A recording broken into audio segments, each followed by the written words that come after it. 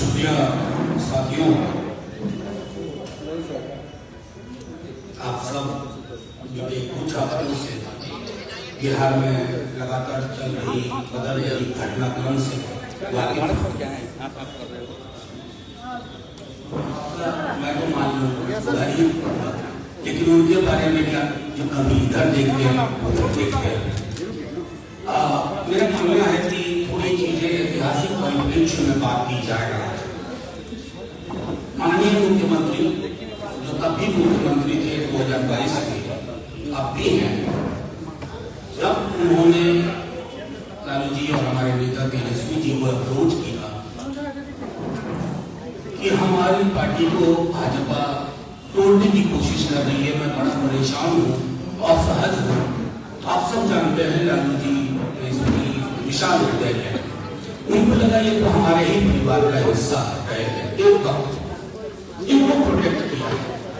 लेकिन तेजस्वी जी की एक शर्त थी और वो शर्त साफ, अगर हम आपके साथ आते हैं तो मेरा पहला दिन पहली प्राथमिकता बिहार के युवाओं को रोजगार देने, नौकरी देने, क्योंकि 10 लाख नौकरी का वादा हमारे मैनिफेस्टो में था, हमारे संकल्प में, हमारी प्रतिबद्धता में था।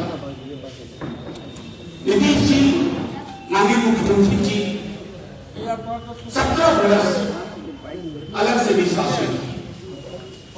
बिहार की चर्चा पूरे देश में आप सब जानते हैं, कई अन्य कारणों से हुआ करता था, लेकिन पहली बार बिहार की चर्चा हुई जब लाखों लोगों को नौकरियां मिली। ये उनका कमिटमेंट था। 17 महीने रहे वो, 4 लाख से ऊपर नौकरियां मिली। और आज की भी जो प्रेस कॉन्फ्रेंस है, कुछ चीजें आपके समझ रखना चाहते हैं। 17 बरस बनाम 17 महीने, अब ये आप सब जानते हैं, हम नहीं कहना चाहते। बिहार का युवा किसी भी जाति का हो, किसी भी धर्म का हो, आज उसमें हताशा का माहौल है, क्योंकि उसने सपने देखने शुरू किए थे। हर गांव के एक व्यक्ति को नौकरी मिली है, 2 व्यक्ति को नौकरी मिली है, 3 व्यक्ति को नौकरी मिली है, कोई पड़ोस सोना नहीं है नौकरी के बिना। तो सरकारें बनती क्यों? सरकारें मंदिर मस्जिद की साइज के लिए नहीं बनती, गुरुद्वारे के लिए बनती, रोजगार के लिए बनती, बेहतर सड़कों के जाल के लिए बनती। आरक्षण के प्रति जो हमारी प्रतिबद्धता थी, उसके लिए पहले जातिगत जनगणना होगी।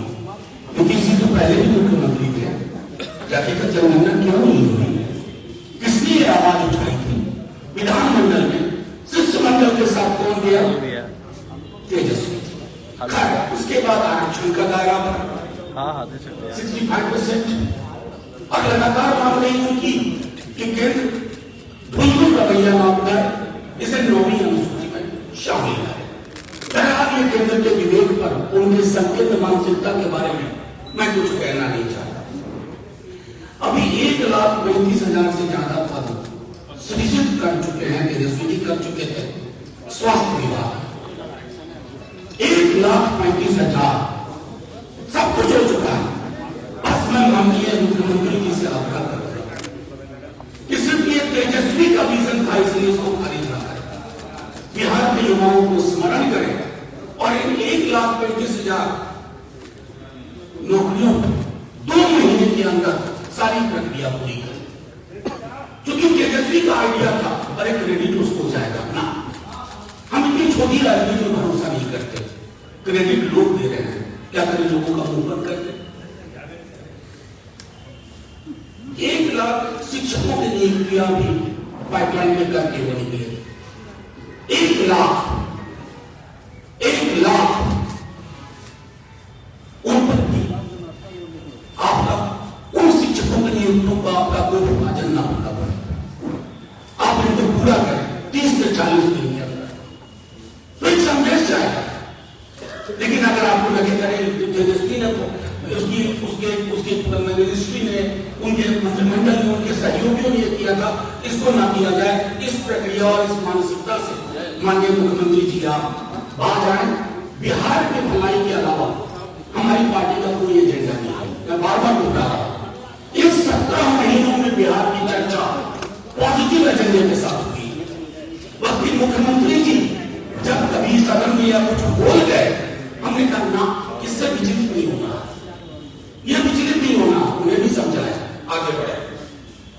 गृह विभाग और अन्य विभागों, मसलन सहकारिता, ग्रामीण कार्य विभाग, लोक स्वास्थ्य अभियंत्रण और अन्य विभागों में भी रिक्तियां चिन्हित कर दी गई है। और इन चिन्हित रिक्तियों को मैं फिर से दोहरा रहा हूं कि आप उसको संग्रह न करें, इस पर तुम्हारा धार न करें, तो बिहार के युवाओं को सबके देखने का मौका लगेगा।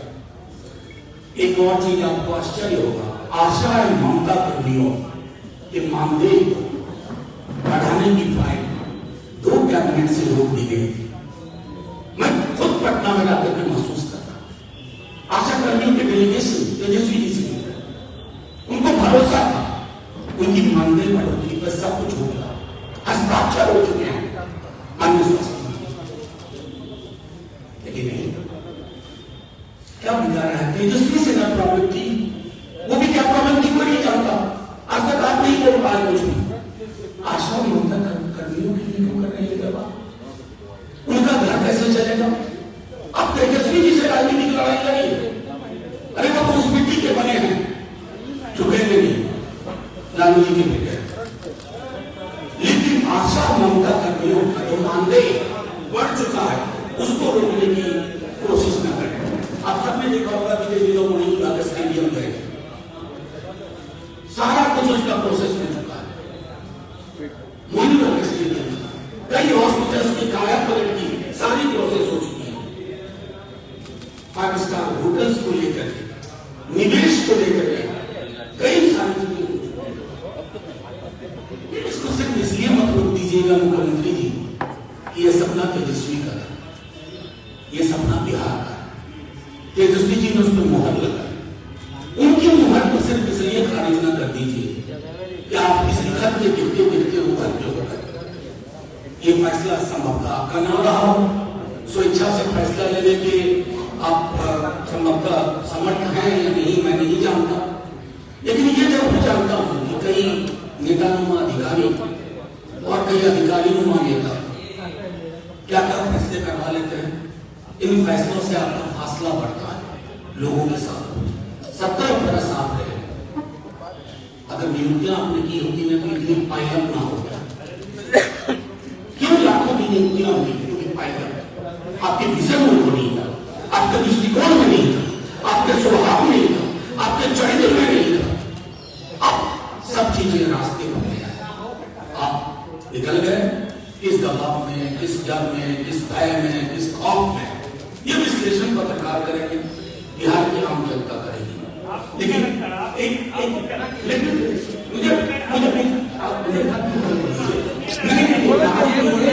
बिहार में युवाओं का तथ्य है, नहीं आप मुझे इतना बना रहे। मैं सिर्फ ये कहना चाहता हूँ, पॉलिटिकल लड़ाई लड़िए, लेकिन पॉलिटिकल लड़ाई के साथ साथ बिहार के हक और हकूक, लाखों लोगों के रोजगार बाधित न करिए, क्योंकि ये रोजगार तेजस्वी जी सत्ता में रह करके अगर दे रहे हैं तो सड़क पर रह करके भी आपको मजबूर कर देंगे। बस इतना मुझे कहना था। और आज की प्रेस कॉन्फ्रेंस इसी से सीमित है। मैं आपसे आग्रह करूंगा, आज की प्रेस कॉन्फ्रेंस से उत्पन्न मुद्दों पर आप मुझसे सवाल करें, मैं बाकी की तरह सवाल का जवाब देने से डरूंगा। मनोज झा जी, आपने कहा नौकरी देने की बात आपने की, लेकिन अभी नीतीश कुमार ने कहा है कि जो किया मैंने किया है, तेजस्वी यादव ने कुछ नहीं किया। 2005 से पहले की क्या स्थिति थी? आपको वैसे कितना बता, वो तो 17 बरस से थे, अगर किया होता तो ये करने की जरूरत ही नहीं पड़ती। 17 बरस में कितने रोजगार किए? 17 महीने में कितने रोजगार किए? एक बच्चा जानता है बिहार का कि तेजस्वी का एजेंडा बेरोजगारी यात्रा के बाद से ये कमिटमेंट था, कमाई, दवाई, सिंचाई, और उस एजेंडे को हमने खोया नहीं। जब आप चल के आए कि हमको बचा लीजिए, प्रोटेक्ट करिए, तेजस्वी जी की पहली शर्त नौकरी, नौकरी, नौकरी, और उस शर्त को 17 महीने में जितना तेजी से पूरा कर सकते थे, और जो कुछ वो साइन करके निकले हैं, फाइल जिनकी तैयार है, जिसको कैबिनेट में नहीं लाया गया, उनका जिक्र मैंने आपके समक्ष किया। मनोज झा जी, नीतीश कुमार ने कहा कि 2005 से पहले जो कुछ भी हुआ उन्होंने याद दिलाया। 2005 के पहले क्या होता था? शाम के बाद लोग नहीं निकलते थे। 2005 के बाद 2015 हुआ, 2015 के बाद 2022 हुआ, ये 2005 के बाद 2015 हुआ, 2015 के बाद 2022 हुआ, और 2005 में जिन बच्चों का जन्म हुआ आज वो वोटर है, नौकरी ढूंढ रहे हैं, उन्हें नौकरी दीजिए। इतिहास की विस्मृतियों में, गलत विस्मृतियों में मत उलझाइए। मैं अभी भी आग्रह करूंगा, मनोज जी कह रहे हैं कि राहुल गांधी पूरा क्रेडिट ले रहे हैं, जो कास्ट सेंसस बिहार में हुआ उसका क्रेडिट राहुल गांधी ले रहे हैं, क्या वो भूल गए हैं? कास्ट सेंसस का क्रेडिट अगर किसी व्यक्ति को जाता है तो वो तेजस्वी यादव को, और नेशनल लेवल पर इस सुर मिलाने के लिए कांग्रेस पार्टी का धन्यवाद, डीएमके का धन्यवाद। क्या इंडिया अलायंस का नाम नहीं चाहते थे कि इंडिया हो? उन्होंने नाम बदल। सुनिए, मैं हर उस मीटिंग में रहा हूं, अगर सारी चीजें खोल करके सामने रख दूंगा ना, आपको बचाना मुश्किल होगा। एक सवाल और है, फिर जनता से क्यों छिप रहा है?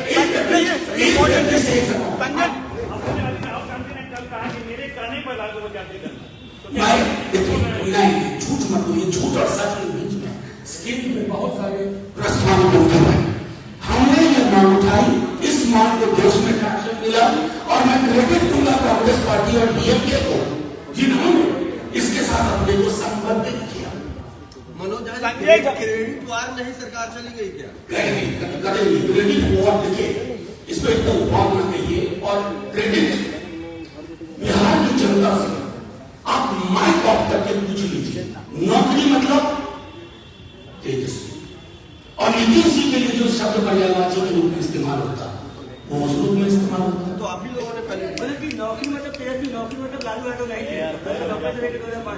ये आप जो मैंने नहीं कहा वो भी आप कहना चाहते हैं। एक बहुत इंपॉर्टेंट सवाल है, संजय झा ने कहा है कि नीतीश जी जब घूम रहे थे तो सारे सीएम ने जो विपक्ष के उन्होंने कहा कि कांग्रेस के साथ नहीं जाना, अलग अलायंस बनाना, क्या मैंने आपको पहले कह दिया, इंडिया अलायंस की हर मीटिंग में रहा हूं, बहुत सारी चीजें लिखूंगा, बहुत सारी चीजें लिखूंगा और बोलूंगा, बस अभी आप लोग कुछ लोगों के चेहरे पे पता कर क्या नहीं, क्या सवाल कर रहे हैं आपने? मुझे सुना ही नहीं। नीतीश जी नहीं, देखिए राहुल जी ने क्या कहा, वो राहुल जी की पार्टी से पूछे। इधर देखिए, मैं सिर्फ इतना कहना चाहता हूँ, आप सब जानते हैं बिहार में कि तेजस्वी जी ने इस बात को उठाया, फिर नीतीश जी ने उनसे मुलाकात की, अब तो पता बंद कमरे में, उसके बाद नीतीश जी दिल्ली तक गए, तेजस्वी जी ने ही प्रधानमंत्री के समक्ष सारी बातें रखी, प्रधानमंत्री जी की चुप्पी भी ऐतिहासिक दस्तावेज, और उसके बाद जो कुछ हुआ जनगणना संपन्न हुई, कोर्ट में कौन गया मुझे पता है, भाजपा की थी ना। सॉलिसिटर जनरल कौन है, कौन अपॉइंट करता है सॉलिसिटर जनरल? वो क्यों गए थे रोकने के लिए?